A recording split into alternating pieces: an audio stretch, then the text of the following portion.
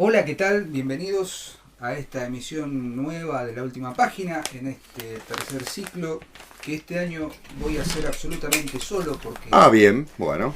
No, mentira, en realidad no podría existir La Última Página sin el benemérito, eximio y, ¿cómo decirlo?, exultante Sebastián Porrini, que hoy ¿Cómo le va, está maestro? de rigurosos cuadros mientras yo estoy de histéricas rayas, ¿no?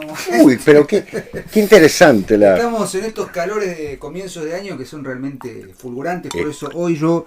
Es más, voy a dejarla... Sí, no acompaño a Porrini en lo que solemos beber siempre, sino que bebemos lo que bebemos siempre, pero esta vez está acompañado de algunas piedras de agua congelada, porque On the rocks. On the rocks, esta vez Muy es en las bien, rocas. muy bien. Cosas en las rocas, así que sabrán entender que bueno, estamos comenzando y como decíamos en la emisión pasada, reacomodándonos un poco al ritmo de Año Nuevo, a la tercera temporada de La Última Página, pero como siempre muy felices de que podamos seguir estando presentes.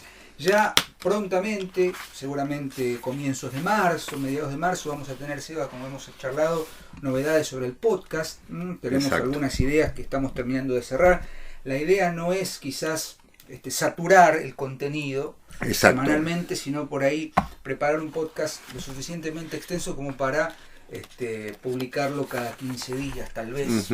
Quizás la temática del podcast sea un poquito más específica. Estamos pensando quizás en un formato de curso, Claro. en un formato podcast.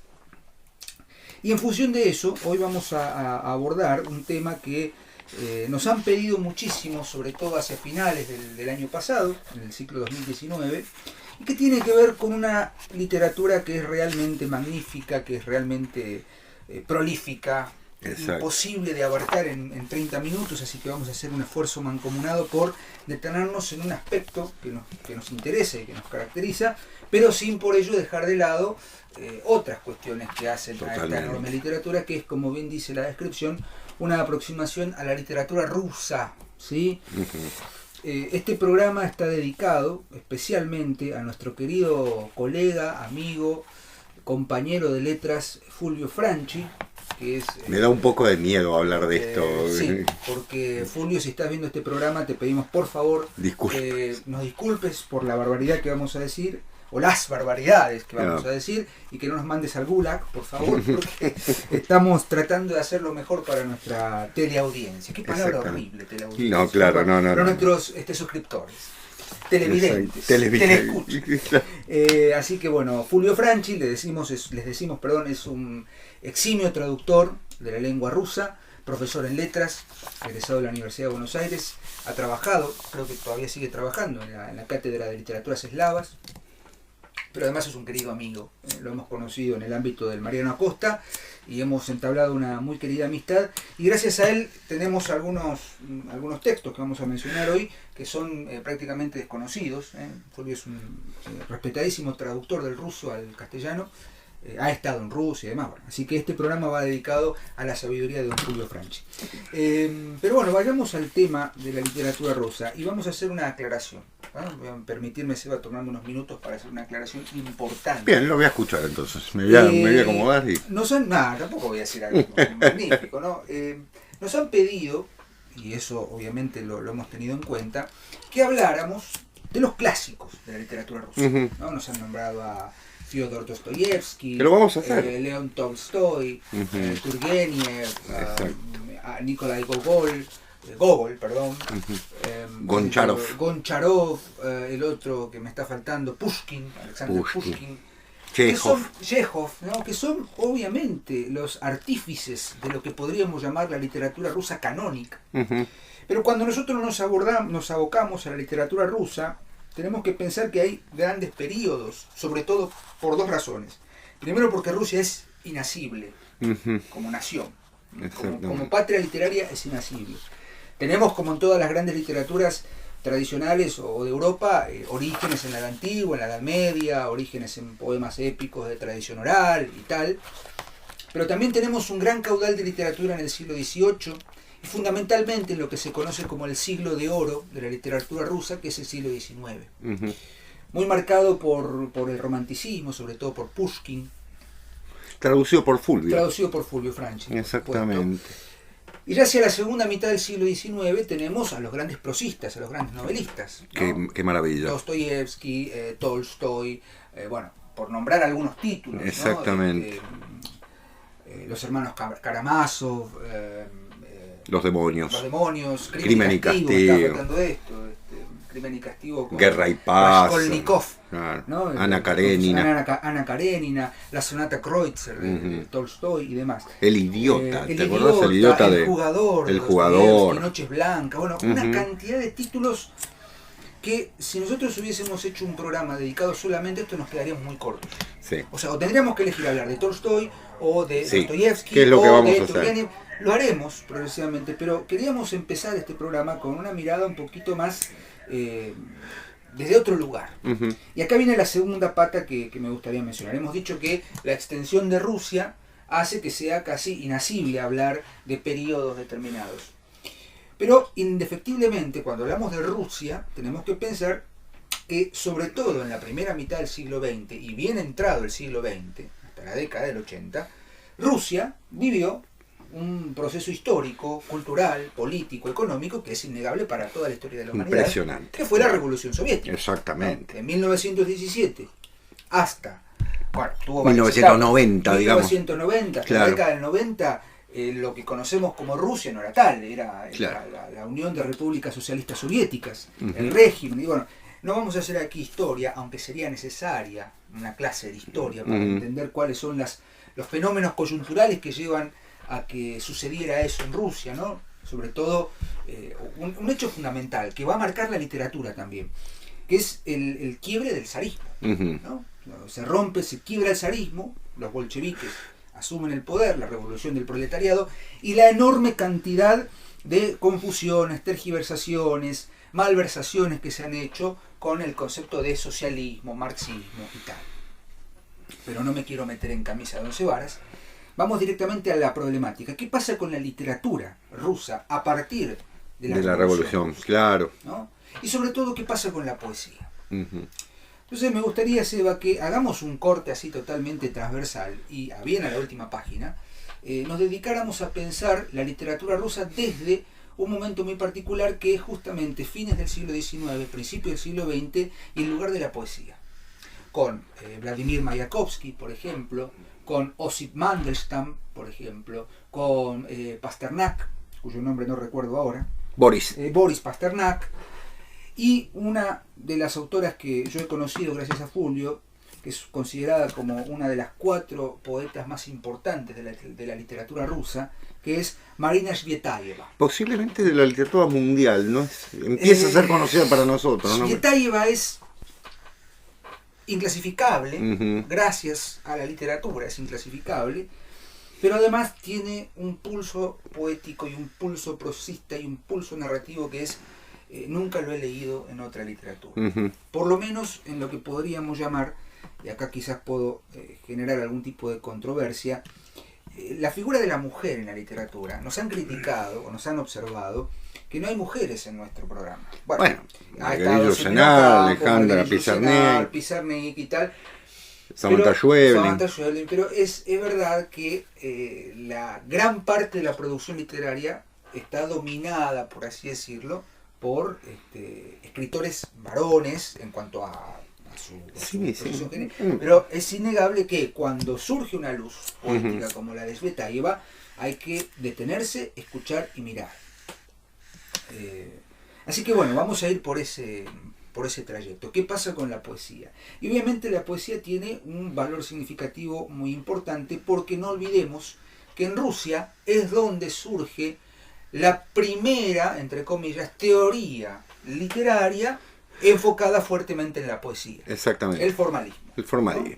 Víctor Shklovsky, otro monstruo también al que hay que prestarle atención. Muchísimo. Y un gran prosista. Gran prosista, pero además un gran teórico de la poesía. Sí, sin duda. ¿No? Le recomendamos que lean El arte como artificio de Shklovsky. Mukharovsky, bueno, toda la escuela formalista. Sí, incluso Bakhtin, ¿no? Mediev, que son posiblemente el círculo de Bakhtin, ¿no? La otra, ¿cómo es? La Kristeva. Bueno. Hay grandes... Rumanas, claro. Claro, bueno, gente que come de las migajas. Bueno, en fin. Venida del psicoanálisis. Me pongo beligerante con estas cosas, no importa. A lo que vamos es a esto. La poesía en Rusia, ¿sí?, tiene un valor fundamental. Y no solamente por su valor lingüístico, sino también por el lugar que ocupa dentro de una literatura marcada por el realismo, ¿no? Uh-huh. Por realismo socialista, totalmente, por el realismo crítico, por lo que fuera. El realismo es previo incluso a la revolución socialista. Por eso, digo, hay algo ahí que empieza a jugar, que tiene que ver justamente con las reverberaciones del régimen. Claro. ¿No? ¿De qué hablamos? Es la construcción de un discurso, de un relato sostenido por los ideales. Es que posiblemente el proceso que va entre 1917 y 1930, por poner una fecha para redondear, es un proceso de un país que está construyendo una nueva esperanza, ¿no es cierto? Es decir, el socialismo era la primera vez que se imponía en un país y que lograba la administración de un Estado, y había toda la esperanza puesta en ello, sobre todo porque Rusia, vamos a hacer un poquito de historia, era un país semifeudal todavía, o sea, no era un país industrializado al estilo de los países occidentales. Piensen ustedes que Marx, cuando escribe El Capital, él está pensando en realidad en que el primer país que va a ser marxista va a ser Inglaterra, porque es el país donde el proletariado se está desarrollando de una manera notable. Nunca pensó en Rusia. Y sin embargo, bueno, fue Rusia la que produjo la primera revolución. Ese proceso enorme de cambios constantes y demás va a generar, de alguna manera, una reacción de parte de los artistas muy, muy llamativa, porque van a estar a favor y algunos decididamente en contra. No necesariamente porque sean, digamos, apoyen el antiguo régimen, ¿no?, como pasa con Marina Tsvetaeva, sino fundamentalmente porque el régimen soviético de la revolución tiene un periodo, un proceso de primaveral, digamos así, revolucionario, y luego un proceso dictatorial, ¿no? La gran purga del 30, como se la conoce, claro, ¿no? que muchos intelectuales, incluido Pasternak, tuvieron que exiliarse. La huida de Trotsky, claro, exiliarse para que no fueran primero llevados al Gulag a hacer trabajo forzado y luego quizás hasta perseguidos y asesinados. Mayakovsky que se suicida y que Tsvetaeva también. Claro. Tsvetaeva, Marina Tsvetaeva. Son crímenes del Estado. Una vida, ¿no?, espantosa, porque bueno, el marido fue acusado de espía, contra espionaje y demás, claro, lo fusilaron, la hija la tuvo que venir a buscar. Una vida espantosa, pero que se permitió justamente, a través de estas vivencias, pensar que la única escapatoria era la literatura. Exacto. ¿No? La literatura como única vía, y la poesía, sobre todo, la prosa poética. Totalmente.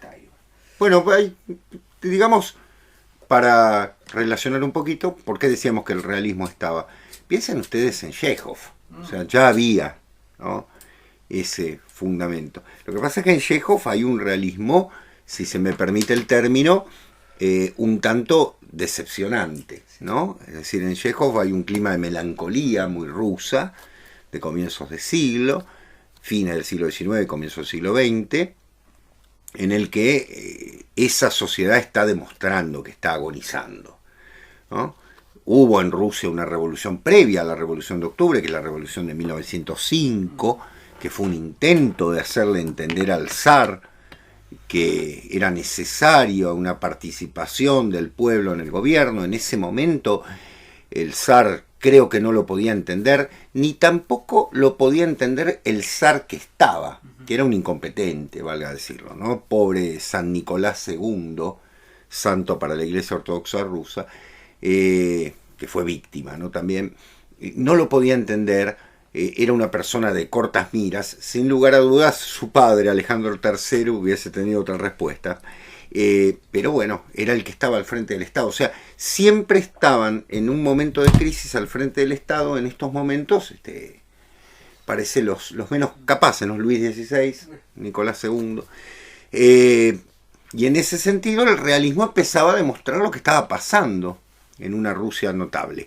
Si bien la literatura nunca puede ser realista, discúlpenme la opinión porque en realidad es un producto de la ficción, bueno, trataba de reflejar por medios ficticios lo que era la realidad.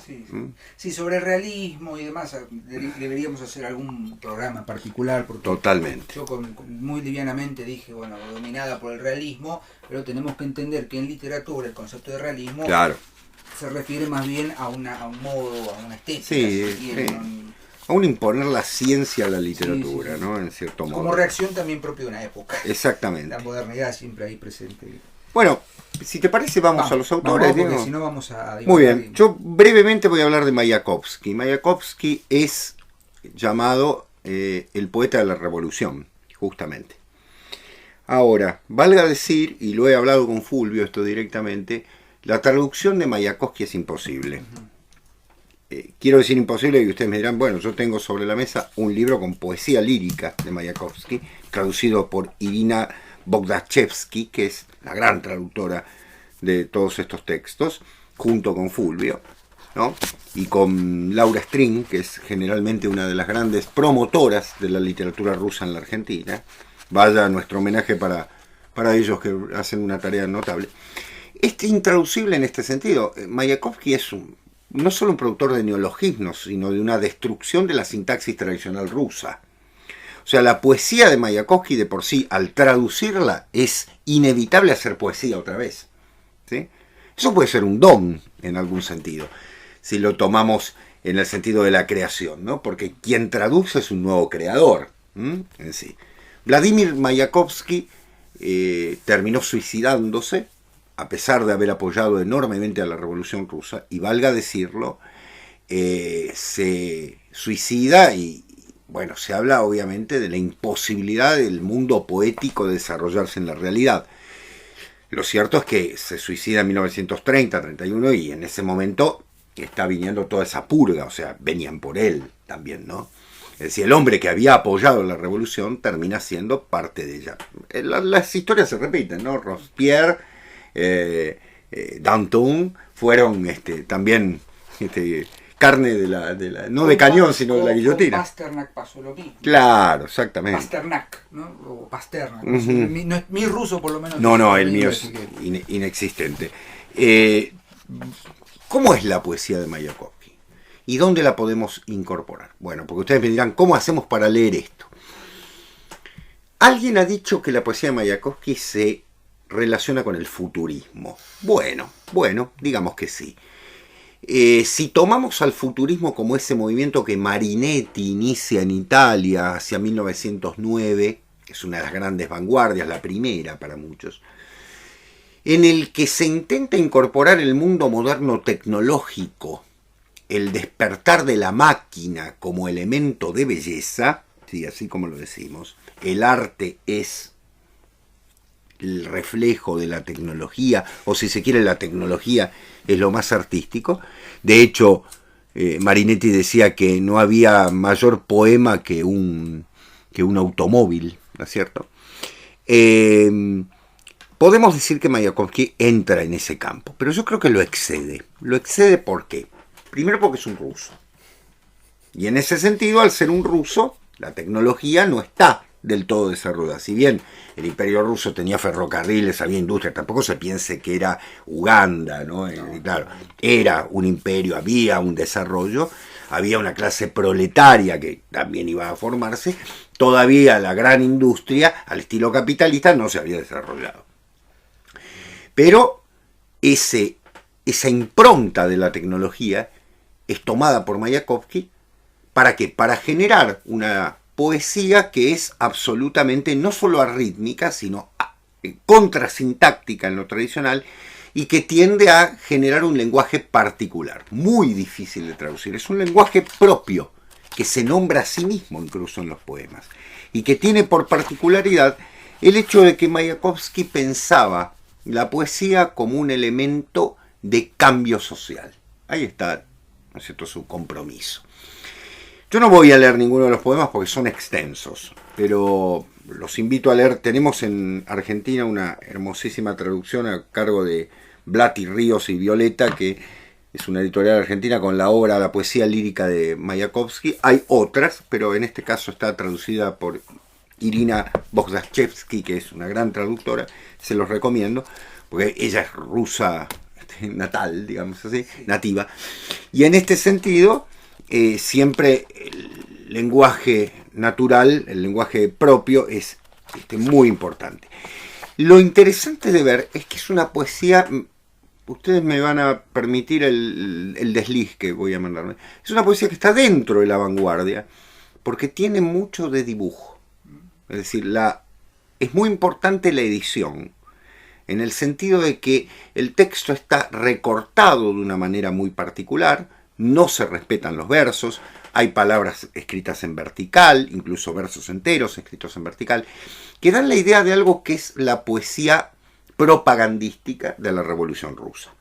Cuando los poetas se ponen a favor de la revolución, se empiezan a hacer los famosos afiches, en los cuales se intentaba acercar la poesía al pueblo desde el punto de vista de esta propaganda de lo nuevo. No quiero ser negativo, pero valga decir que el pueblo siempre tuvo en su mente la poesía tradicional, ¿no? Y que en última instancia la poesía vanguardista, más que popular, termina por ser un producto, digamos así, en el sentido de un laboratorio, ¿no? Pero eso no impide el trabajo de Mayakovsky ni lo reduce. Es un trabajo colosal. Valga decir que él también escribió su autobiografía, intentó explicar su compromiso con esa época y luego, bueno, todo eso fue obviamente obliterado, cerrado por la Revolución Rusa, que terminó por, digamos así, suicidándolo, si se me permite el término, no lo mismo que la gran poeta de la cual va a hablar Diego. Es decir, yo les recomiendo leer un libro que se llama Los 10 días que conmocionaron el mundo, de John Reid, que lo van a conseguir fácilmente, hay muchas ediciones, que era un periodista inglés que estuvo justamente en los días de la Revolución de Octubre, en realidad en noviembre, porque era el calendario juliano, pero la Revolución de Octubre, valga decirlo, en el que cuenta esos 10 días que la revolución se produce y en los que se toma el Palacio de Invierno, toda la famosa historia. Ya revolución que, como ustedes saben, revolución sobre revolución, porque ya había habido una. El zar había sido derrocado en una revolución previa, de carácter más liberal, más democrático burguesa, si se quiere, para ser reemplazada por la Revolución de Octubre, que es la revolución de corte soviética, ¿sí?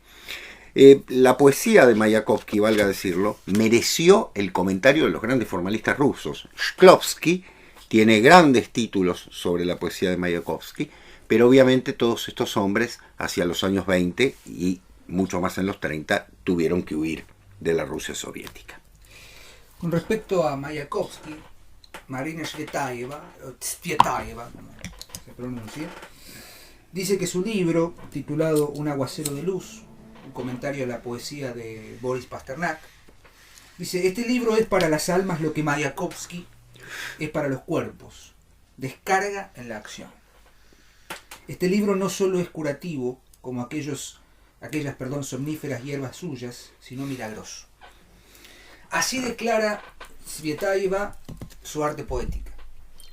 Es un arte poética, voy a hacer una mención brevemente en el tiempo que nos queda, de quién fue Marina Tsvetaeva, por qué la consideramos una de las poetas o de las escritoras más importantes del siglo XX, y que por algo ha sido injusta o justamente relegada, ¿no?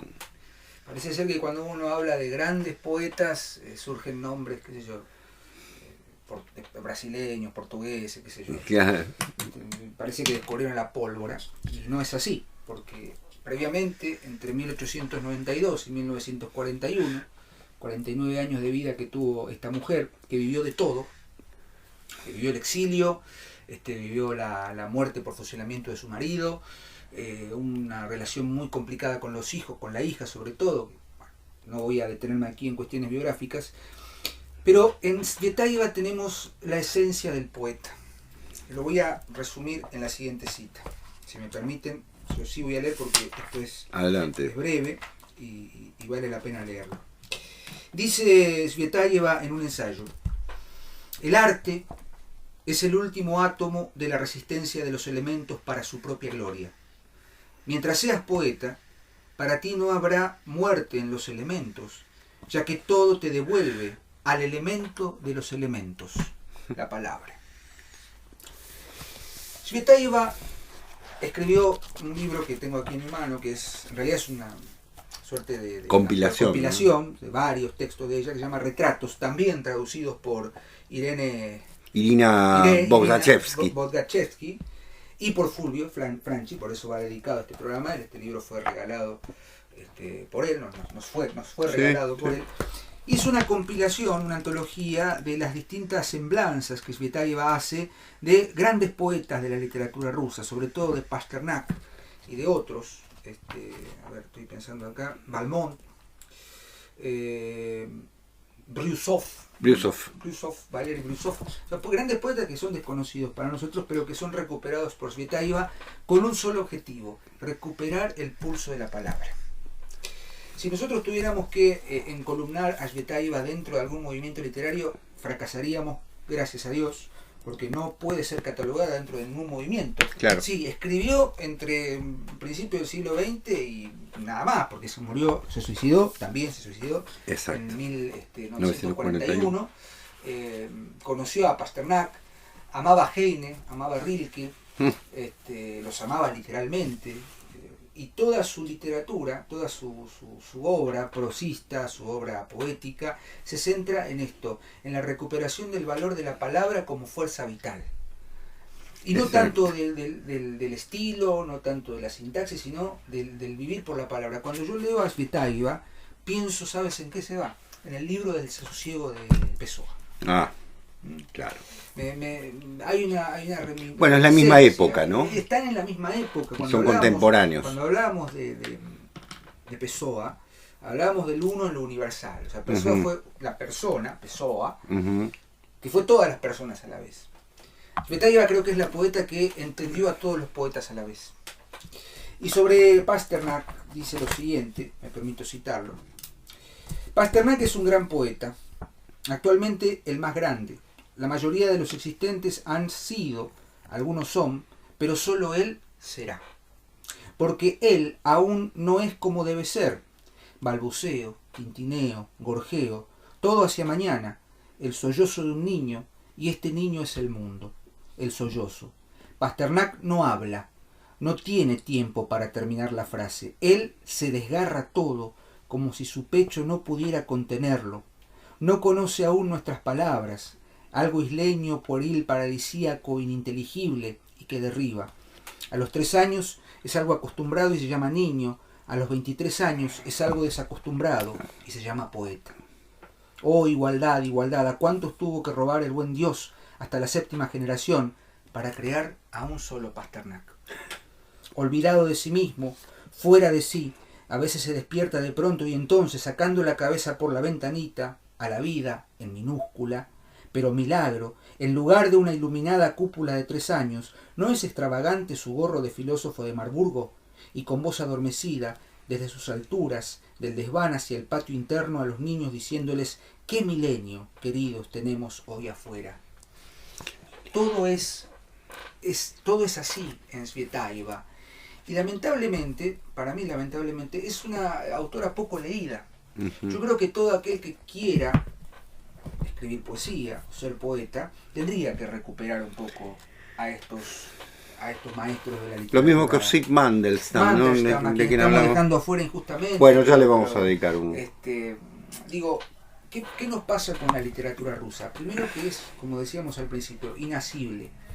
Pero cuando podemos atisbar parte de su maravilla y no quedarnos solamente con el brillo del oro que fueron Tolstoy, que fueron Dostoyevsky, que fueron los grandes Gogol, clásicos, claro. Gogol y demás, Turgenev y demás, Pushkin, sin ir más lejos, y empezamos a ver qué pasa con la literatura después de estos clásicos. Nos encontramos con estas joyas a las que hay que seguir admirando y a las que hay que seguir frecuentando para entender un poco más que la literatura es universal, no porque sea para todos solamente, sino porque está diciendo. Dice Tsvetaeva, Pasternak no habla.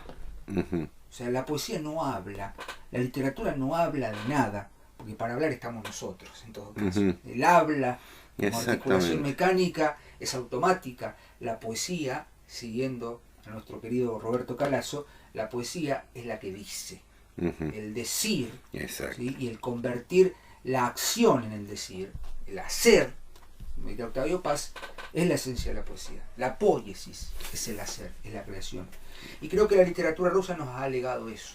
Además de todo un curso necesario de literatura rusa, porque es obviamente imposible terminar de cerrar el círculo solamente con 30 minutos de charla, ¿no? Bueno, estoy pensando, por ejemplo, vos decías curso de la literatura rusa y recordé el libro de Nabokov. Sí. Exactamente. Nabokov, otro también. Otro exiliado. Claro. Que escribió en inglés, por otra parte. Totalmente. Escribió la primera parte en ruso y luego en inglés. Y no nos olvidemos de otra cosa, porque también Rusia nos ha dado otra cosa. Nos ha dado un quiebre tremendo de la música tonal tradicional a la música dodecafónica. Claro. Eso es tema, salía de otro Shostakovich, Stravinsky, ¿no? Khachaturian. ¿Cómo es este que siempre me olvido el nombre? Bartók. Claro, bueno, húngaro. Pero digo, algo sucede en esas regiones, sobre todo en la primera mitad del siglo XX, que Rachmaninoff supo retratar muy bien en sus conciertos para piano. Algo se está perdiendo y el piano está queriendo escaparse de la orquesta. Exactamente. Esa estepa rusa. Bueno, Rusia es todo en la literatura en sí misma. Sin duda. Y el hecho de que la literatura siempre termina siendo la construcción de un mundo aparte, de un alter mundus, porque por más que se quiera participar de hechos políticos, quedan redimidos. Exactamente. Lo que verdaderamente se está construyendo es siempre un paraíso perdido, ¿no? Inevitablemente. Y nosotros volveremos a nuestro paraíso, pero el próximo lunes. ¿Qué te parece? Nazdarovia, dirían los rusos. Nazdarovia. Nos vemos la semana que viene y aquí estaremos en una nueva emisión de La Última Página. Vayan a estos poetas. Y Seba, como siempre, muchísimas gracias. A vos, gracias. Por abrir la puerta. Bien. Nos vemos el lunes que viene. Adiós, gracias.